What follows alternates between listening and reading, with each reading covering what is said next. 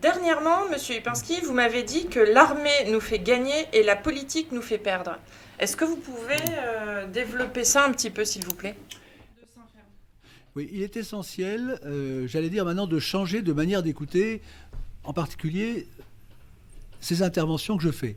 C'est-à-dire qu'il ne suffit pas d'écouter, il faut maintenant retenir, il faut comprendre le ressort des choses. Or, ce que vous dites, c'est un théorème. C'est un théorème qui est vrai depuis la Révolution. C'est-à-dire que la politique nous fait perdre ce que l'armée nous fait gagner. Les militaires nous font gagner. Et pour bien comprendre ce ressort tout à fait étonnant, puisque nous verrons que Clémenceau avait dit que la guerre est une chose trop sérieuse pour la laisser aux militaires, c'est la défaite de 1914-18. C'est-à-dire que certains disent il y a des fausses nouvelles, il y a ci et ça. Le cas typique, c'est que dans les écoles, on annonce que la guerre de 14 a été gagnée par la France. Non, elle a été perdue. C'est-à-dire que le maréchal Foch, généralissime des armées France, toutes les armées, France, Angleterre, États-Unis, Italie, etc. Donc c'est la dernière fois qu'on a un généralissime français, finalement, a gagné la guerre de 14 sur le terrain. Mais Georges Clémenceau, le président du Conseil, qui était plus important à l'époque que le président de la République, il a perdu la paix. Donc ce qui va donner la formule, le père la victoire, comme on l'appelait, c'est Clémenceau, est devenu le père PERD la victoire. Et je rappelle qu'à la dernière commémoration du 11 novembre, un certain Macron est allé se recueillir devant Clémenceau, qui a trahi la France. Bon, c'est une vérité qui est incontestable et qui est ignorée. Mais ce qu'il faut comprendre, c'est le ressort de la trahison, et dont nous allons parler. Donc, ce qui est important, c'est qu'il y a un appel qui a été lancé, l'appel de Saint-Ferme du 11 novembre 2023, qui a été lancé par Place d'Armes, Nouvelle-Aquitaine.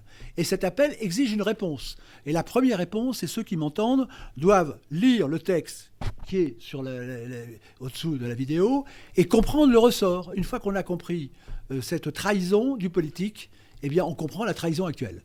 Bon, pour Place d'Armes en particulier. Alors, donc, c'est considérant la situation tragique de la France et surtout l'urgence de donner un cap aux Français pour y remédier aujourd'hui. Donc ce n'est pas un acte du passé, c'est un acte du présent et c'est un acte d'avenir. Donc Place d'Armes Nouvelle-Aquitaine a décidé de rompre l'omerta. C'est une omerta, on parle de censure, mais c'est une omerta permanente depuis 1918. Donc depuis un siècle, sur l'énigme de la Grande Guerre et de révéler ainsi la racine de tous nos maux. La racine de tous nos maux, c'est la trahison du politique. De cette guerre civile, effectivement, fratricide. Non. Alors, il y a eu 3 centenaires cette année. Premier centenaire, c'est l'inauguration de la fête nationale officielle de Jeanne d'Arc et du patriotisme. Je rappelle que dans notre République laïque, la fête du patriotisme, c'est celle de Jeanne d'Arc. Et ça, il faut le méditer. Il faut bien le méditer. Bon, nous verrons, ce n'est pas la fête du bonnet phrygien. C'est la fête de Jeanne d'Arc. Deuxième centenaire, c'est la diffusion de la médaille de la victoire, donc en août 2023, figurant de face une victoire ailée avec au revers les initiales RF, donc République française, encadrant un bonnet phrygien avec pour sous-titre la Grande Guerre pour la civilisation. Nous verrons que c'est une usurpation symbolique. Troisième chose à bien comprendre, c'est que c'est le centenaire enfin du premier allumage de la flamme du soldat inconnu sous l'Arc de Triomphe le 11 novembre 1923, jour pour jour par le ministre de la Guerre André Maginot, du nom célèbre. Donc voilà. Donc, en dépit de toutes les commémorations depuis un siècle, il reste une grande énigme. Pourquoi une telle explosion de joie dans l'union sacrée de tous les Français survivant au massacre, donc le 11 novembre 1918, est-elle restée sans lendemain? C'était bon. Comment expliquer que l'union sacrée du 4 août 1914 est volée en éclats après la guerre? Pouvons-nous enfin répondre à la grande question en suspens depuis un siècle sur la victoire avortée de la Grande Guerre? Comment expliquer que la joie, le triomphe et l'immense espoir du 11 novembre 1918 ne se soient pas traduits dans les faits pour redonner à la France, auréolée de sa victoire, la prédominance en Europe et sa place dans le monde? Comment expliquer? Je rappelle même que les anglo-saxons ne voulaient pas au départ que la France retrouve l'Alsace-Lorraine, l'Alsace-Moselle. Et ça, c'est totalement ignoré. Donc il y a des gens qui cherchent des choses très compliquées. Ça, c'est considérable puisque, nous allons le voir, bon, ça va faire 40-60 millions de morts, cette trahison du politique. Bon. C'est donc pour porter la voix de la France, c'est pour rendre enfin vérité, justice et réparation aux victimes de la Grande Guerre en vue de porter remède à la tragédie existentiel frappant la France aujourd'hui que Place d'Armes Nouvelle-Aquitaine a décidé de, j'allais dire, de montrer le poteau rose. Donc c'est d'abord, certes, pour rendre hommage aux innombrables victimes, on oublie les orphelins, etc. Enfin, c'est complètement... On voit ce qui se passe d'ailleurs en Ukraine actuellement, dont on pourrait parler. Et c'est ensuite, surtout, pour provoquer le choc salutaire d'une véritable prise de conscience de la monstruosité et de l'absurdité du conflit. Nous sommes toujours dans l'absurdistan. Et nous le voyons actuellement dans toutes les actualités. Il y a une paralysie parce que la première chose à comprendre, c'est cette trahison du politique qui est bien mise en évidence lors de la guerre de 14 avec des personnages incontestables. Donc la formule clé, c'est le maréchal Foch a gagné la guerre, Clémenceau a perdu la paix. Voilà le premier verrou de l'énigme de la Grande Guerre à faire sauter pour rendre enfin vérité, justice et réparation aux victimes de cette Grande Guerre en vue de porter enfin remède à la tragédie existentielle dévorant la France d'aujourd'hui. On entend constamment sur les ondes, la situation est tragique, et il y a 2 jours, il y a Philippe de Villiers qui disait de toute façon, Clovis s'en est tiré, tout le monde s'en est tiré, donc on va s'en tirer. La France est un grand pays, non. Non. Il ne s'agit pas de dire que la France s'en tirera parce que c'est un grand pays, il faut comprendre la trahison. Si on ne fait pas sauter le verrou, eh bien le verrou restera fermé. Bon. Donc alors, ce qu'il faut comprendre, c'est qu'à l'armistice, le maréchal Foch et le président du Conseil Clémenceau étaient d'accord. Je vous rappelle, le 11 novembre, c'était la liesse pour les survivants, évidemment, non pas pour les veuves, les orphelins, etc. Enfin, c'était terminé, et tout le monde se disait, ça doit être la der des der. Il faut rendre la guerre impossible à l'Allemagne. Tout le monde était d'accord. Alors, qu'est-ce qui s'est passé ? Mais bientôt, le maréchal Foch découvre alors la tragédie vérité que la guerre est une chose trop sérieuse pour la laisser aux politiques, c'est-à-dire à Clémenceau. Que le sacrifice des morts est en passe d'être trahi par le politique. Les politiques ont trahi les morts de 1914, les morts, les orphelins, les veuves, etc., etc. Bon. Foch se révolte quand il voit ça, on va le voir. Il remue ciel et terre pour garder la frontière du Rhin avec 100 000 hommes. Il démontre que sinon l'armistice ne durera que 20 ans. Il avait annoncé en 1919. Ça a repris en 1939, 20 ans après, comme il l'avait dit. Il faut lire les textes de Foch. Il avait tout prévu. Il avait prévu l'offensive allemande. Il avait tout prévu. Et donc, il a été interdit de conférence de la paix. Vous vous rendez compte, le généralissime Foch, interdit de conférence de la paix. Voilà ce qu'a fait le politique Clémenceau, qui est présenté comme le père, la victoire, etc., etc. Il a cherché à soulever les parlementaires et l'opinion contre Clémenceau et les politiques complices de cet abandon. On en a appelé à la crise de l'aise-patrie. Parce que, donc, très simplement, ce qu'avait dit le maréchal Foch, c'est qu'il fallait que la frontière de la France aille jusqu'au Rhin, d'une manière ou d'une autre. Il fallait qu'il y ait 100 000 hommes sur le Rhin, que sinon ça allait recommencer. Vous imaginez la trahison des politiques. Alors qu'est-ce qui s'est passé ? Il s'est passé, c'est très simple à ça, c'est-à-dire qu'au départ, ils étaient d'accord, mais les perfides Albion, la perfide États-Unis, il faut bien savoir que les anglo-saxons sont des perfides. Tous les traités qu'ils faisaient avec les Indiens avant de les exterminer étaient truqués. Donc il faut pas... Lafayette, nous voici, c'est une belle plaisanterie. Alors quand vous avez Woodrow Wilson qui est arrivé au Havre, accueilli par des centaines de milliers de personnes, il a dit « Je vais vous apporter une ère nouvelle », c'est ce que font toujours les États-Unis. C'est le New Deal, c'est merveilleux, vous allez voir, ayez confiance, ayez confiance, ayez confiance. Bon, et il a dit à Clémenceau, qui était inféodé au milieu américain par son père, par son épouse, par tout le monde, etc., il a dit « Abandonnez la proie pour l'ombre », il ne l'a pas dit comme ça, il a dit « Abandonnez la frontière du Rhin, notre alliance vous suffit ».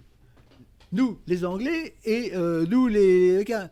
Bon, et alors, évidemment, Volens-Nolens, Clémenceau a mordu à l'hameçon, et le traité de Versailles a été signé, mais ce qu'il faut savoir, c'est que le maréchal Foch n'a pas voulu du traité de Versailles. Il n'a pas voulu envoyer les télégrammes aux Allemands.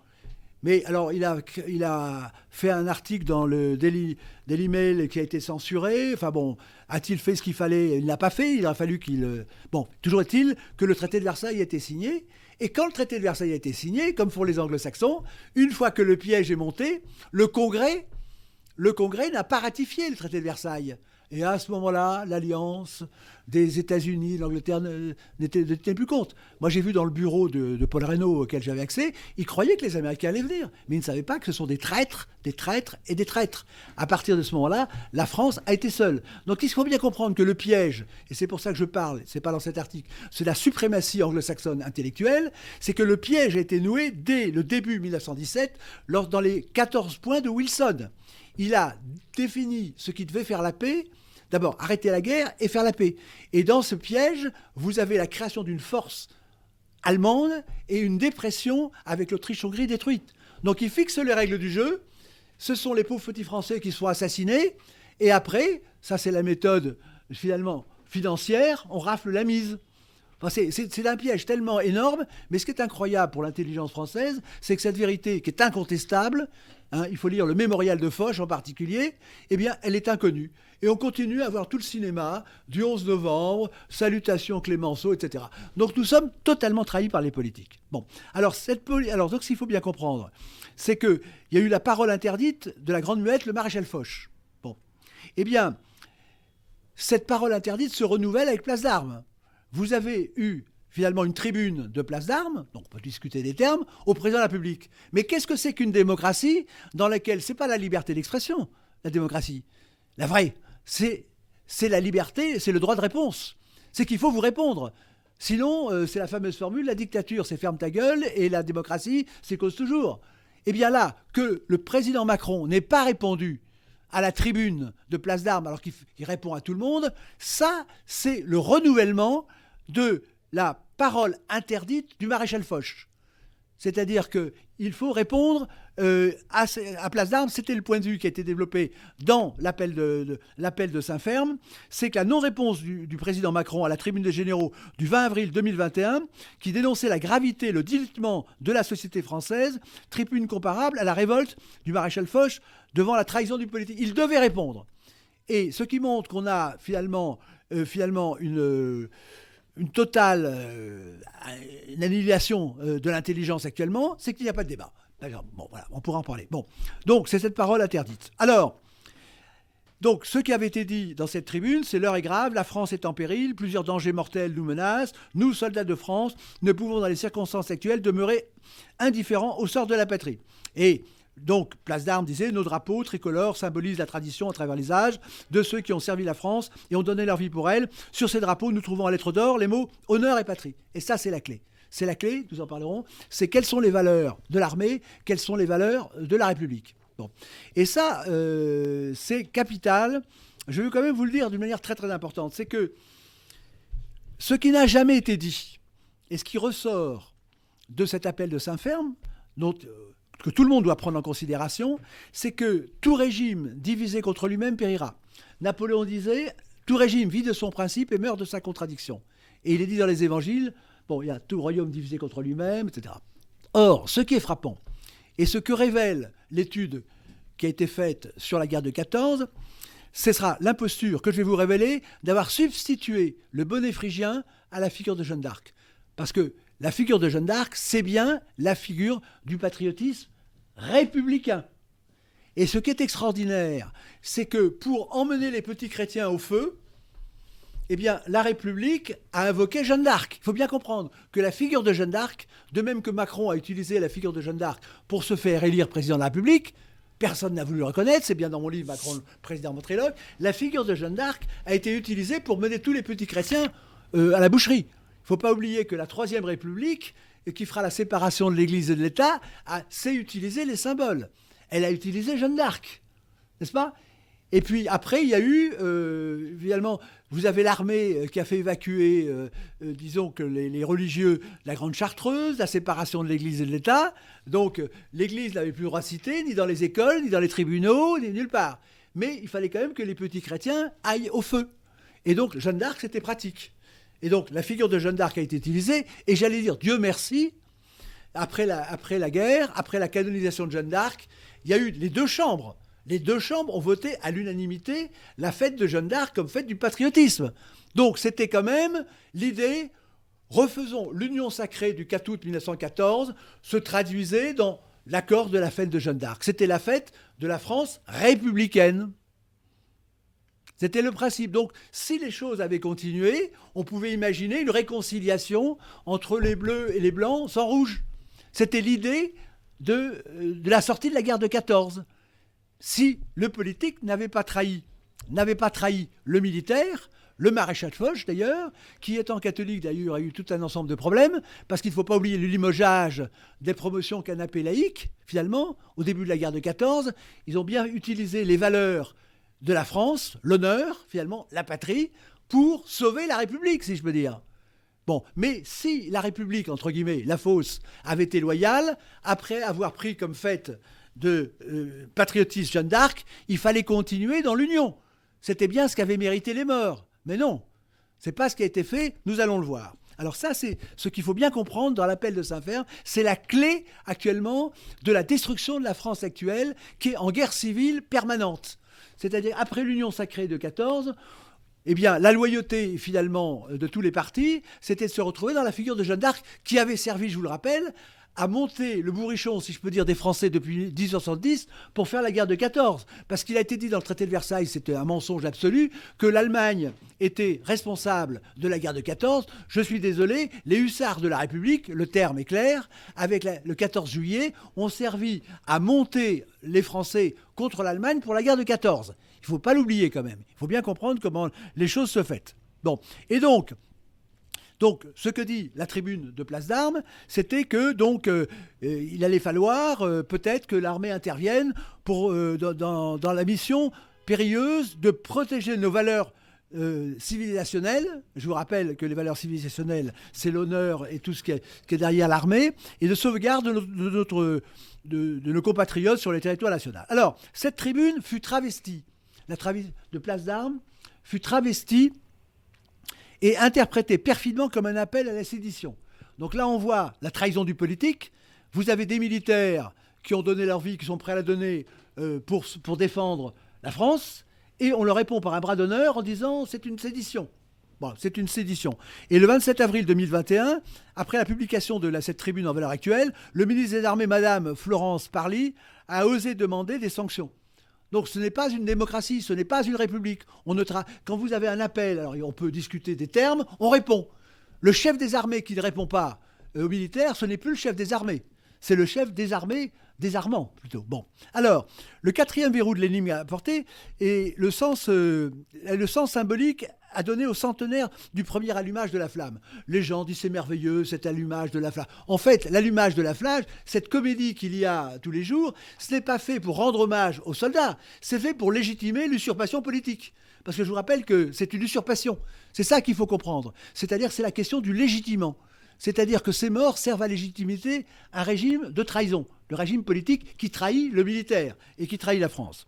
Alors, donc, si vous voulez, là, c'est encore l'art de la mise en scène, cet allumage de la flamme, à première vue grandiose, qui ne répond en rien à ce qu'étaient en droit d'obtenir les sacrifices des morts pour la France de la Grande Guerre, en particulier de ces enfants pour la plupart arrachés à leurs parents et représentant près du tiers de la tranche d'âge des 18-27 ans.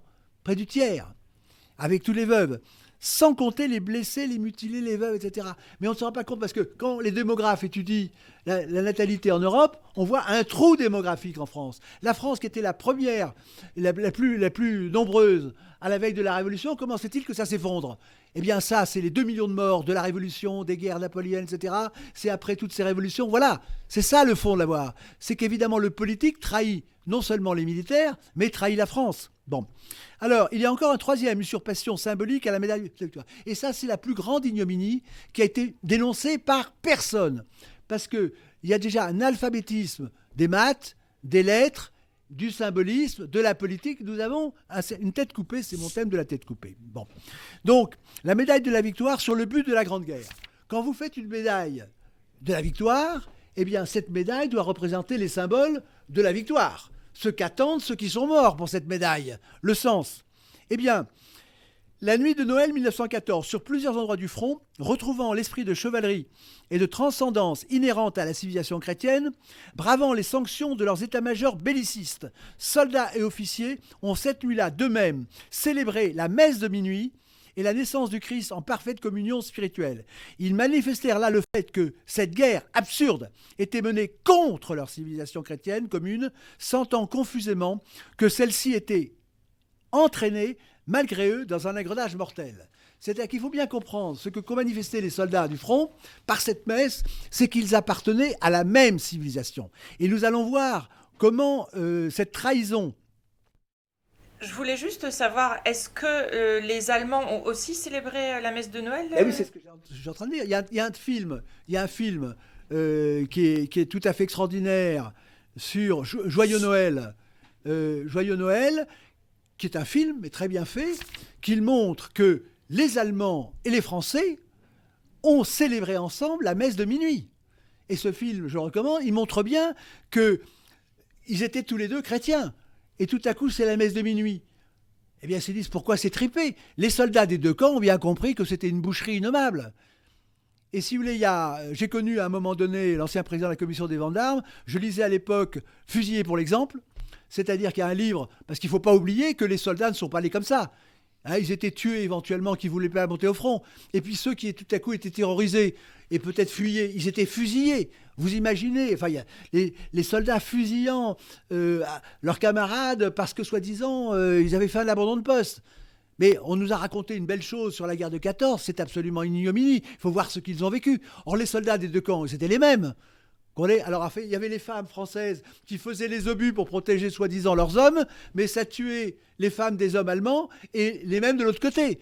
Donc c'est une absurdité absolument totale, c'est un mensonge total. Et ça a été la destruction de la civilisation chrétienne en bonne partie, mais je reviens à Noël, en plusieurs endroits du front, ils ont fraternisé pour Noël. Et alors, moi j'ai donc, comme je l'avais dit, l'ancien président de la commission des ventes d'armes, je lisais ce livre, et alors il me dit, mais non, c'était normal, comment ils fraternisaient, c'était pas bien. Mon beau-père était gendarme, et un jour, il y a un Allemand qui se promenaient entre les lignes, c'était un cessez-le-feu dont on parlait. Bon, ils avaient fraternisé, ils jouaient au football, maintenant ils avaient fait une paix, c'était une trêve. Et il y a un Allemand qui se promenait se croyant en sécurité, et il y a un officier français qui le tue. Et il y a un soldat français qui tue l'officier. Alors évidemment, il passe en conseil de guerre. Et donc ce gendarme dit, c'est normal, etc. Mais j'ai dit non, mais pourquoi? Il a eu raison. Pourquoi cet officier avait-il tué quelqu'un qui se promenait tranquillement? Mais voilà, il y avait quand même, dans ces guerres atroces, il y a un reste d'humanité. Et cette fête de Noël, c'était la fête de la civilisation commune. Voilà. Donc ça, c'est tout à fait capital. Alors, l'ignominie, parce qu'effectivement, pour gagner la guerre de 14, il a fallu demander aux petits chrétiens d'être avec les laïcs. Il y a une fameuse chanson, tout le monde était franc-maçon, Action française, machin, etc. On a dit, il faut défendre la patrie. Donc on leur a vendu, on leur a fait une mise en scène, c'est la France, c'était pas la France. On voit que ce qui est sorti de la guerre de 14, c'est une ignominie, on pourra en reparler. Il va ressortir la guerre de 39-45. Bon, mais en principe, la médaille signe la trahison. C'est-à-dire qu'on a d'abord une union sacrée, en 1914, tout le monde va se faire étriper. Ensuite, il y a la victoire du 11 novembre. Et après, il y a la trahison du traité de Versailles qui prépare la guerre suivante, effectivement, puisque, je répète, on ne le répétera jamais assez, l'homme compétent disait il faut tenir le Rhin. Il faut que la frontière de la France aille jusqu'au Rhin. Donc il y a la trahison. Mais dans l'élan, il y a eu la Chambre Horizon, d'ailleurs, la Chambre Horizon.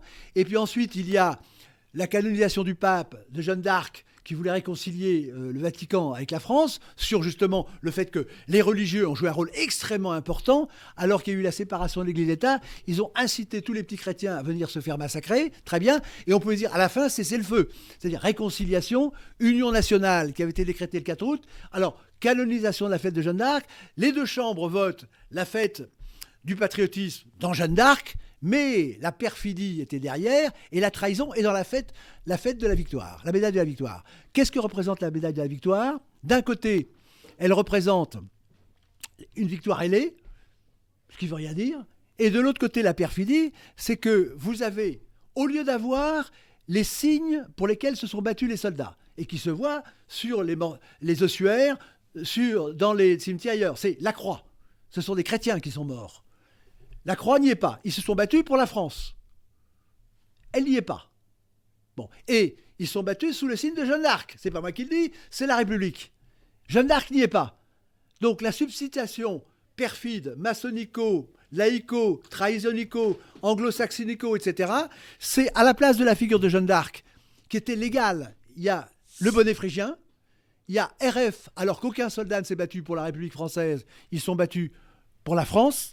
Et alors, l'ignominie totale, c'est qu'il y a marqué « pour la civilisation ». C'est-à-dire que sur le revers de la médaille, il y a marqué « Grande guerre 14-18 pour la civilisation ». Non, c'est contre la civilisation. Donc, ce qui est étonnant, c'est que personne n'ait analysé n'ait dit de cette médaille que c'était une trahison. Donc le septième et dernier paradoxe de la Grande Guerre résulte du constat, ça c'est l'appel de Saint-Ferme, les valeurs du bonnet phrygien de la Première République terroriste, liberté, égalité, fraternité ou la mort, sont exactement l'inverse des valeurs de l'armée française, dont se prévaut le symbole de Jeanne d'Arc et place d'armes dans sa tribune des généraux. Honneur, amour de la France, patrie, discipline, devoir, hiérarchie. Et historiquement, ne l'oublions jamais, la terreur a fait du bonnet phrygien, qu'on voit sur tous les timbres, sur tous les documents officiels actuellement, son signe de ralliement.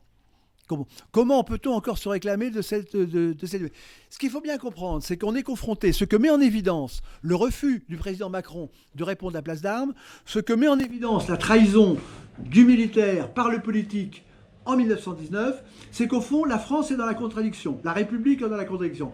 D'un côté, sur les mairies, vous avez liberté, égalité, fraternité, mais sur les casernes, sur les bateaux de guerre et ailleurs, vous avez honneur, patrie. Et les deux sont contradictoires. C'est-à-dire qu'imaginez que vous preniez liberté, égalité, fraternité et vous mettez liberté, égalité, fraternité sur les casernes, eh bien, rapidement, il n'y aura plus qu'un soldat.